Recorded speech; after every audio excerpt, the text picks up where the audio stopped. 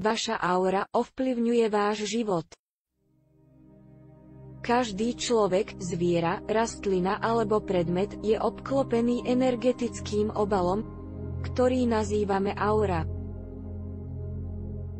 Tento energetický obal, ktorý nazývame aura, je možné fotografovať a merať prostredníctvom rôznych prístrojov.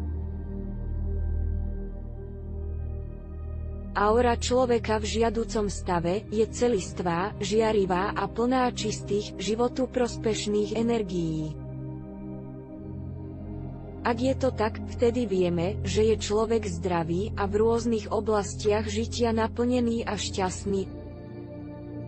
Aura, jej stav a obsah ovplyvňujú zdravie a okolnosti žitia v rôznych oblastiach žiaducim alebo nežiaducim spôsobom. V prípade, že je aura poškodená, tmavá alebo zanesená nepriaznivými energiami, vieme, že daný človek vníma a prežíva nepohodu v rôznych oblastiach života. Ľahko si môžete vytvoriť predstavu o stave vašej aury, ak si položíte niekoľko otázok. Ste často neprimerane unavení? Máte oslabenú psychiku až pocit bolesti duše? Chýba vám radosť? Trápi vás nesúlad v rodine? Finančné straty? Straty zamestnania? Choroby tela a psychiky? Strachy? Nutkavé konanie a myšlienky? Úzkosti a panické ataky? Obťažujúce myšlienky a pocity? Rôzne nehody? Závislosti? Ak vo vašich odpovediach prevažuje áno,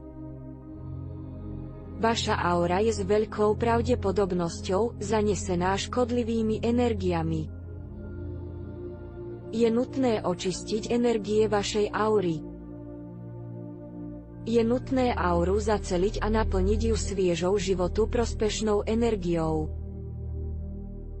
To, čo sa nachádza vo vašej aure, ovplyvňuje to, čo sa nachádza vo vašom živote. Očistením aury sa mení život. Očistenie energií aury človek vníma ako nápravu vo všetkých vyššie spomenutých témach. Cíti, že sa môže nadýchnuť, vníma viac ľahkosti a svetla vo svojom organizme a v okolnostiach svojho žitia. Pamätajte si, je dôležité mať očistenú a mocne nabitú auru, žiariacu zdravím, šťastím a radosťou.